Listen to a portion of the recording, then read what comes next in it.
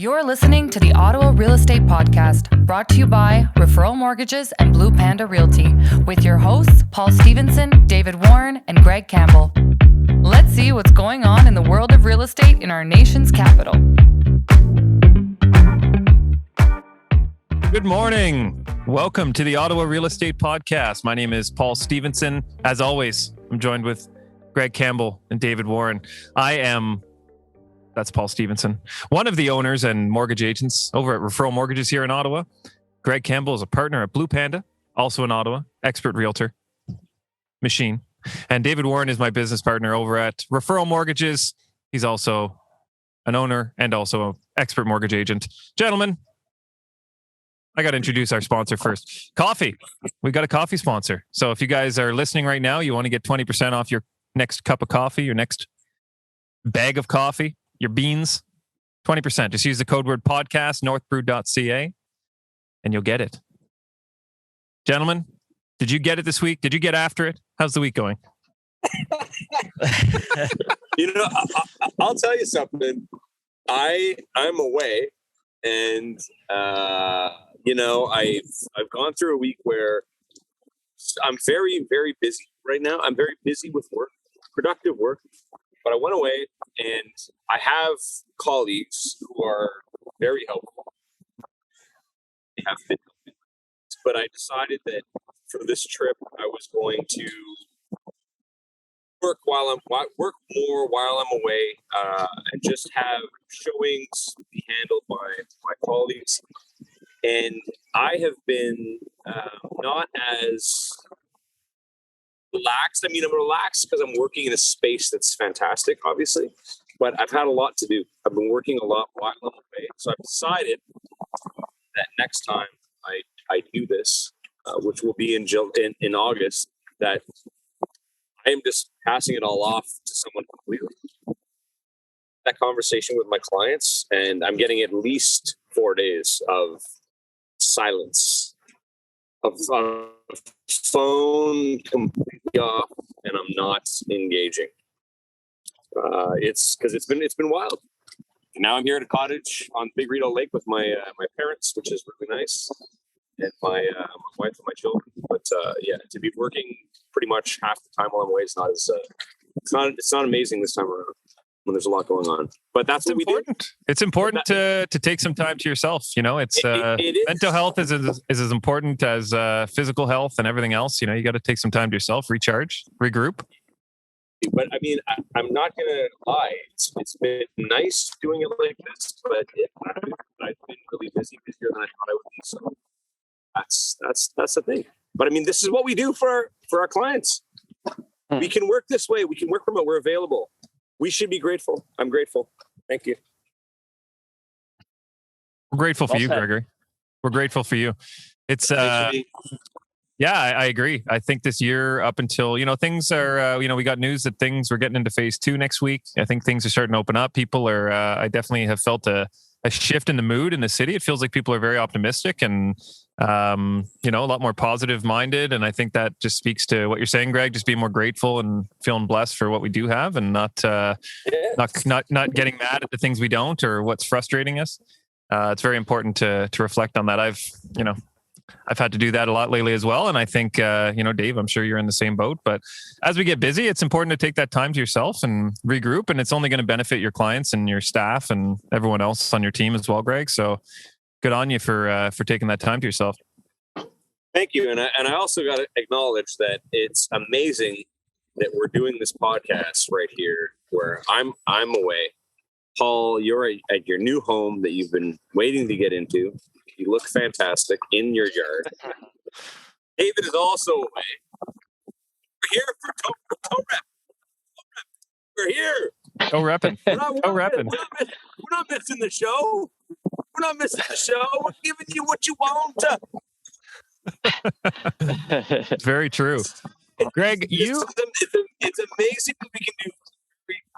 Be grateful. We got to get Greg a lapel mic for when he's at the windy Willow. Oh, you guys have. It's a little choppy. It's a choppy waters, but it's okay. We can hear you. For anyone listening back on Spotify, they might have some issues. but we'll jack it up. That's what the edit's for. I apologize in advance, guys. I don't like that. David, how are you doing? What's going on over there? I'm doing well. It's been a kind of as Greg said, trying to disconnect, not able to, but all good. No, it's been an interesting week. Yeah, it's been an interesting week from what I've been seeing in the market.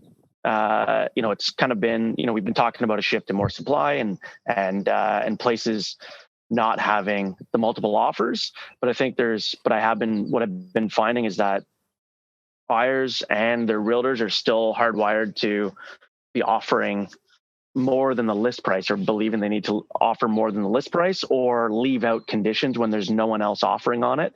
And I think that's just what they've been seeing over the last year and a half. And so they kind of feel like they have to. And I've been trying to guide clients and their realtors. Listen, well, let's add in a condition or two if we can. And I find that's been interesting this week, that I've been asking, is there anyone else going in on the property? Are there other offers? No. Well, I've kind of not been questioning, but you're still going in 75 over asking, or you're still leaving out all your conditions. Like, why is that? And I think that the buyers are still feeling like they have to in order to secure it. And I don't know if that's a product of kind of the way that the market's hardwired people, or whether they're being pushed that way, or what's pushing that, or if the listing agents or sellers are demanding that. Have you been seeing anything like that, Greg, or have you been experiencing that as well? A lot of it. So I have two things that I've been doing lately with buyers. Is we submit our first offer. I'm always the first one at the table. I think I've told you guys this before. We'll submit our first offer with conditions. As soon as the other offer comes in, then we will remove the conditions need be. So, but what you're saying is 100% correct. Like, if they're everyone's hardwired to expect that now. And when you meet a new buyer or whatever, they expect not to have conditions. They're aware of that now. So it's almost like re-educating your clients. I heard there's no conditions, and then it's like, what's a condition? I'm like, okay, education needs to start over again. But it's true. If you're the only offer, you're coming in, put your conditions in there. You need to protect yourself. I mean, conditions are great. They should be there. I had a listing. An offer came in with conditions, and I told my clients, I said, look, there's conditions in the offer. And I said to them, I'm like, you have a perfect house. I go, and it's high end. We should accept it with conditions, because you're protecting yourself in a sense that they're going to be able to close properly without any issues. Yeah, that's a different way to flip it.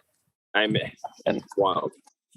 Yeah, and I think especially when there's no other offers and they're still believing, or they're being guided, what I feel is incorrectly, of even leaving out inspections, and going in where there's no other offers, and they're leaving out the home inspection at a minimum. And I find that pretty surprising that they're getting in some cases getting that advice, or feeling like they need to. And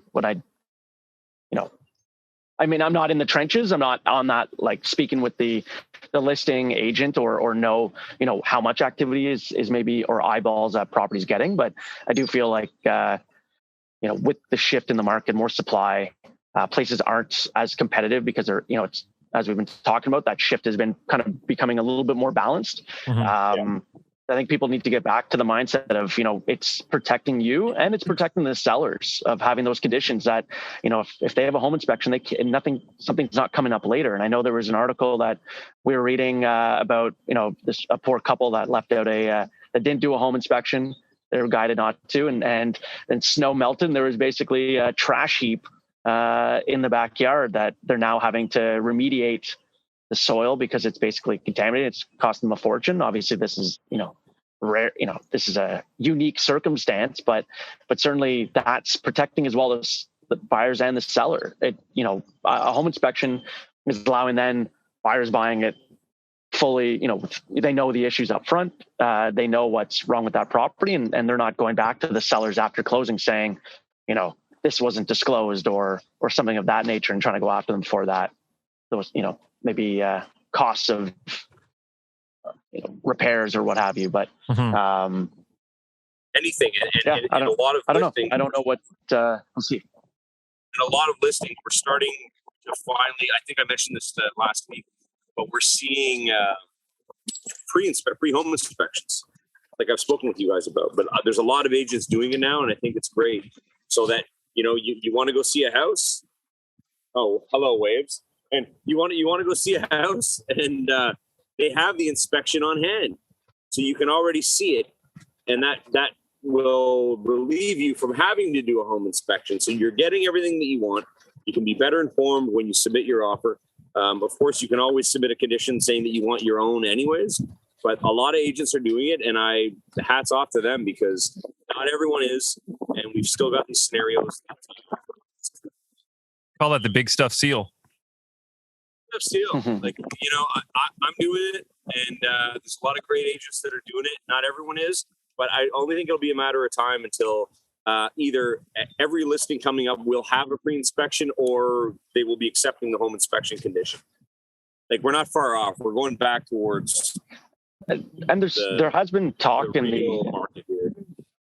There has been talk in a lot of articles about RECO, Real Estate Commission of Ontario, of bringing in mandatory home inspections. But I think that would be a great thing, and I think we might see that over the next year. I guess time will tell, and we'll see. But yeah, I think it's something that's not done enough, and you're purchasing such an expensive investment, and to leave that out, or not to do it, like whether it's a preemptive inspection or anything like that, to leave it out is in any capacity, I think, is so risky. But yeah, I agree. I think there should be, and even the old school seller SPIS, seller property disclosure form, it needs to be there. A lot of people are getting worn out, and I think a lot of people are getting screwed over in a market like this. But in a market like this that is now changing, I 100% mandatory inspections, mandatory financing. I think it should be there. Everyone's more aware. Everyone will end up being happier overall. Yeah, it's interesting, especially after our discussion with Irina last week. I think that, based on just simple supply and demand, there had been so much demand over the last 18 months that they just had to pump out, like, homes were just flying off the shelf, obviously. Now that things are kind of slowly balancing themselves out, I think now is the time to actually implement those, new regulations that should impose some of those things that will protect both buyers and sellers. And I know there's definitely been talks, as you mentioned, Dave, from RECO. So, I think now that the dust has settled a bit on the chaos and things slowly trend back towards normality, that we should definitely, hopefully see some of those new regulations come into play before the end of 2021.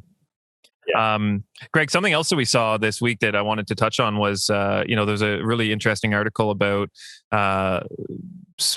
basically realtors or in quotes, realtors, investors that are dropping handwritten, and again, I put in quotes, handwritten notes, offering to pay cash for people's houses. So, I mean, I'm sure everyone has gotten these, and I almost, kind of laugh when you see it, and it's got the cursive ink that's part of the paper, like clearly not handwritten, offering to buy your house for cash at fair market value.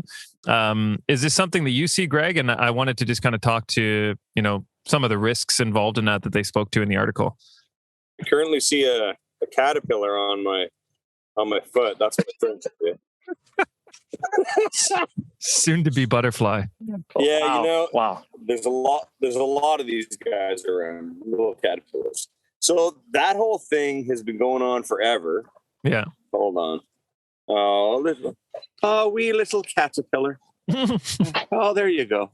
Little wee man. So, I like to take care of nature. So, that letter's been going around forever. that letter, I think, was originally part of one of the guys from Dragon's Den. He was involved in that whole concept of that. I don't know why I can't remember his name. But yeah, so they go in, and it's two things. So I read that article, and it was really funny how I was like, why is there a big picture of that guy on there? Like, why is he there? Is he involved, or is he just the whistleblower? And, secondly, this is something that a lot of people have been getting in their mailboxes. But, of course, most people are educated. Most people see the news, and they understand that the market is what it is. But these guys will come in, and they'll gladly offer you a cash, probably, in a lot of scenarios, 100,000 undervalued, and then they'll flip it and they'll advertise it to sell pre-close. Remember, and we talked about this on a bit, but we were going to actually have an episode about it. But so they'll flip it around, and if someone comes in and they'll list it, they'll buy it, then they'll list it, and then they'll sell it, and they'll make a profit. And then they'll push their finance company, their lender, their realtor, whoever is working on it, be like, work with us. You get this at what still may be even a discount. So I don't know. Everybody should stay away from that stuff. As far as I'm not going to knock the hustle. It's a great idea, figure it out, but I don't know. And there are a lot of those letters that are actually legitimate. Like, you might have two clients that are actually looking to buy in, Beacon Hill or where have you. And you might actually drop real letters for saying, like, I have a client that's looking to buy on this street.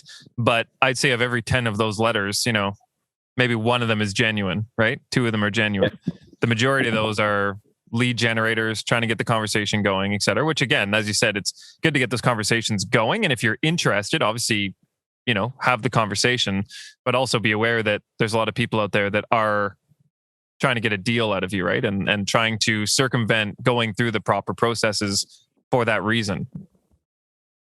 Well, and they're assigning the property before, like Greg said, they're assigning before closing. Like they're not even closing on that property. They're just they're putting an assignment clause in that purchase agreement and assigning it to a new seller before closing. So they're actually, all they've really done is generate that deal without actually having to put any money up beforehand. So it's something where if you're, like you said, Paul, if you're going ahead with it or something that is of interest to you, make sure you involve your lawyer and also, if it's something where you want to make sure it closes, don't allow them to have an assignment clause in it. Things like that to force them to close on it. I mean, if the price is right for you and you want to, and it seems like an easy transaction, you are looking to sell, then maybe go ahead with it, but go ahead with it with eyes wide open. The problem is the price is wrong, bitch. Hey, most of the time, dude. It's education, right? And things like this. It's like when that whole thing came out years ago.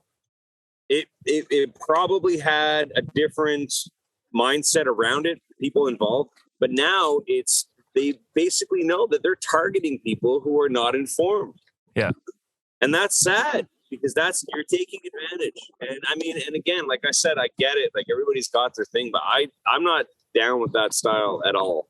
Now, a lot of these though are not even agents, right? They're actually people just saying, I'm an investor and I will buy cash. So these people aren't necessarily even licensed agents. Like they're not, like that's what I'm saying. If it's a realtor saying, have someone that wants to buy on your street or in your neighborhood and they're dropping a letter, there probably genuinely is most of the time some interest there. But in these cases where it's, in quotes, an investor that wants to buy your house cash, I mean, they're looking to make that, Greg, I know you love this word, to kind of fill that delta and make that money, right, on that spread between what they buy it at and what they can sell it at. Mm-hmm. And that's why we work with a new company. Here I'm going to self-promote here a bit. How dare you? At Blue Panda, we work with a company called Knocked. It's a company built by another local realtor, Derek Cooper, and what they do, and you guys know about this actually, because both your parents got there, which is amazing. They got knocked. But so what it is it's a door knocking platform, but it's third party. So as a realtor, you find a house that your client wants, which I think this platform is going to explode in the next little while as things change, and you have a letter from the client, who we are, why would we want to live in the area? And then they send with their names on it, mailed, not just dropped off, to make it look like better in the box. And then the seller gets it. If they're interested, they contact the app, and then the app, the people running the app will contact us.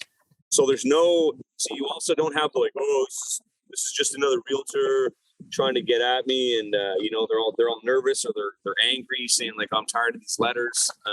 But this is actually like, no. You talk to somebody else. You talk to Knocked through Knocked. God, I'm terrible at describing this right now. No. And then they get in touch with us once it's qualified. Once they're qualified, once they have that conversation. I mean, I think it's a great platform, and I think things are really going to explode in terms of agents being able to shop for homes off market for their buyers. As things settle down. But these letters with the people coming in taking advantage, I get it, but beware. I think most people are aware of it now. I think that's a dying trend, personally. Yeah, I agree. And from I think, Greg, you were looking into a little bit of the numbers this past, like where we've been kind of trending as far as listings and sales and all of that. What have you been seeing? Are the numbers significantly up in terms of number of transactions or number of properties being listed, as well as number of transactions? Yeah, 100%. Listings are way up. Homes aren't selling as quickly unless they're exceptional. There's more erratic behavior amongst sellers and agents. Listing low, not getting offers, relisting high, not selling, relisting low. It's it's very, very difficult to navigate right now. And whoever you're working with, if you're a buyer or a seller, just, ask a lot of questions. Because I'm dealing with it every day on both sides of it. I'm very happy that I've been in this business long enough to be able to properly inform people and have the conversations. And I was talking to somebody the other day, and I'm saying like, look, I go, my job is to guide you through this process. This is taking much longer than I ever thought it would. I go, but I'm the data. I have the data. I'm giving you the information so that you can make a better decision. Because it's not easy, and I think a lot of people are having a hard time. Agents and everyone. Jesus, sorry guys, the waves are getting wild. I think it's raining here in a second. Here, I might have to move. Anyways, yeah, it's oh yes, hello.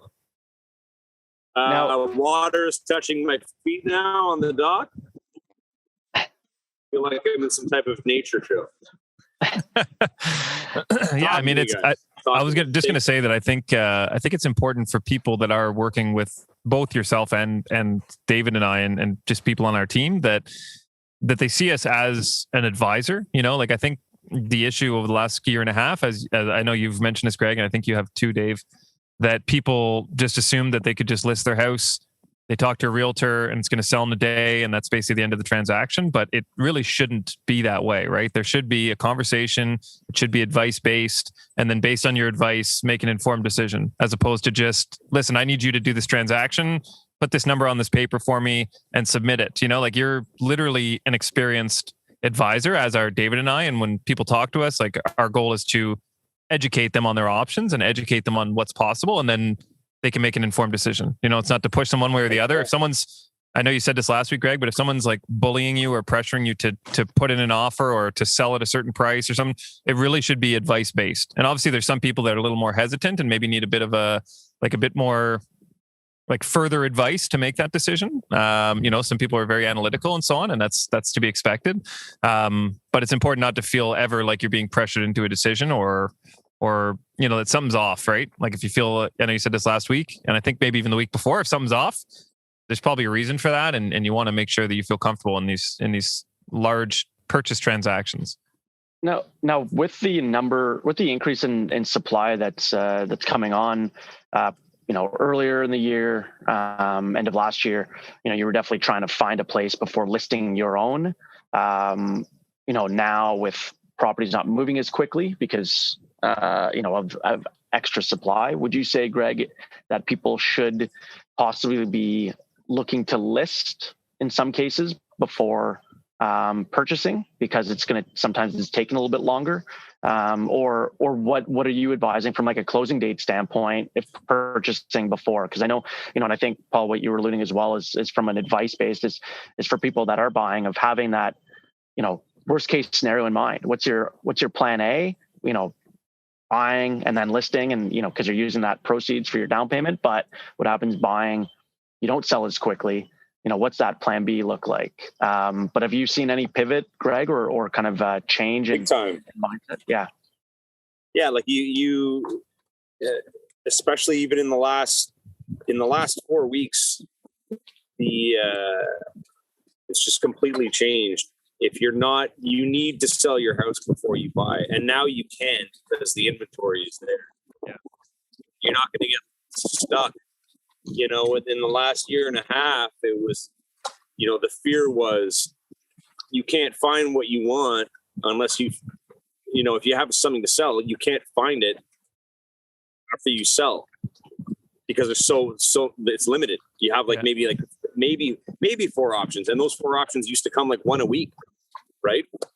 Now it's like you sell and you've got a lot of homes to see. You'll end up seeing 20 homes in a couple of weeks, and then you'll find something. And then you're also going to protect yourself because if you haven't sold, there's more options. There's more options to everybody. So the assumption is that the supply chain should improve as well with people getting back into work and in factories and stuff. So hopefully over the next 2 months, we should see some of the new developments that have been delayed hopefully get back on track or close to back on track. I know I have some people that were supposed to close in April that it's now been pushed to December. There's just some wild stuff that has been, again, to be expected as per Irina's comments last week.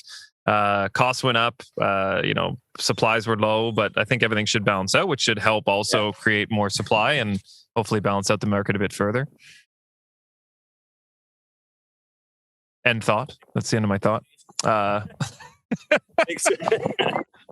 Things are definitely changing. I got another very valid statement here. So in terms of new builds,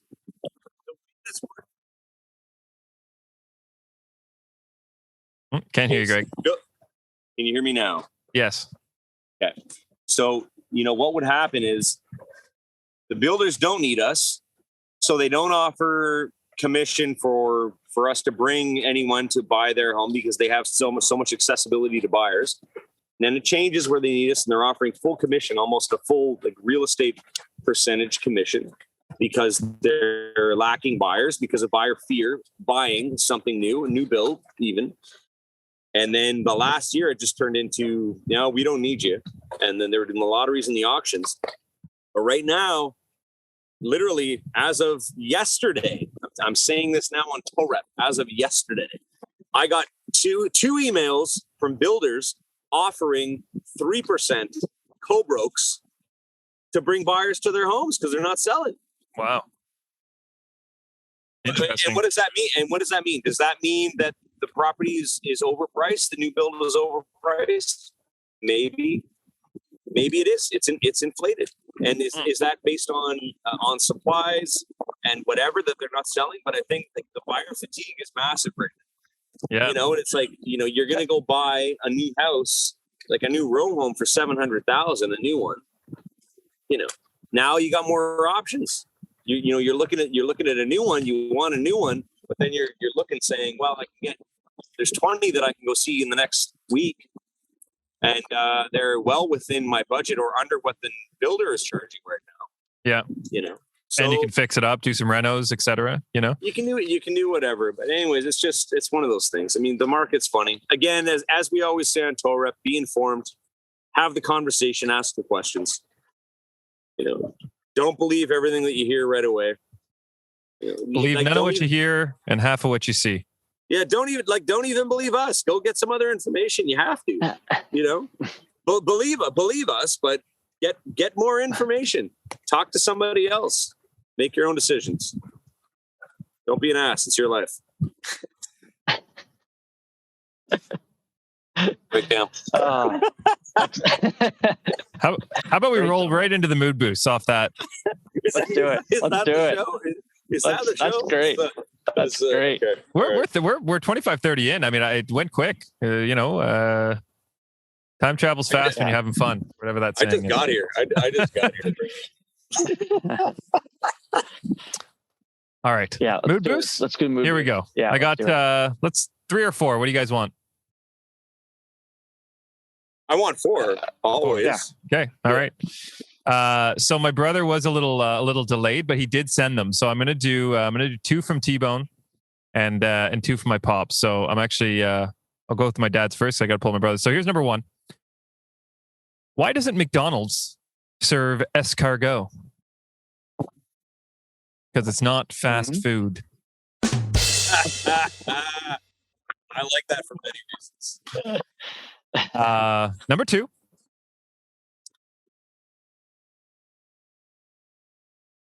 2. Hold on. I didn't freeze. How are stars like false? Let me start over. How are stars like false teeth?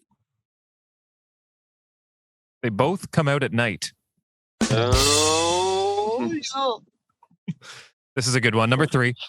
What do you call a number that can't keep still? A Roman numeral? oh man, that's hilarious. That's And last but not least, I'm reading a book on the history of glue. I just can't seem to put it down.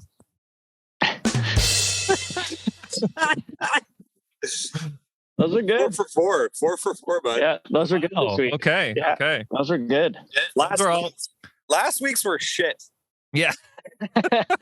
You weren't the only one. I got a bonus one here. If you boil a funny bone, it becomes a laughing stock. That's humorous. That's good. I'd say 5 for 5 on that. I'm just throwing them out now. Just throwing darts. They came with the heat. So just a reminder to everyone listening, we're currently creeping up on 200 subscribers, and I hate to ask, but if you can just smash that subscribe button on YouTube, we need 3 more, I think, to get to 200. And as always, the show will be released on Tuesday, fully edited show on Tuesday at 10 o'clock on all podcast platforms, YouTube, etc.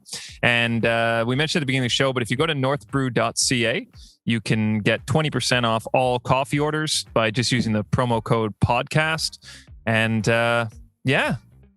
All right. Well, let's wrap it up. We'll wrap it up. Let's do that. We'll see everyone back next Friday. Well, next Friday is going to be the day after Canada Day, so we may all be a little droopy-eyed and lazy, but we'll be here celebrating Canada and our beautiful country. I'll be camping. All right. The Wi-Fi signal should be great. Yeah, that's perfect. All right, gents. Well, enjoy the rest of your weekend, and thanks everyone for tuning in. And we'll see you next week. Deuces. The Ottawa Real Estate Podcast is brought to you by Referral Mortgages, Blue Panda Realty, and Stephen Hopkins Video. Thanks for tuning in, and please remember to like, comment, share, and most importantly, subscribe. We'd love to hear from you.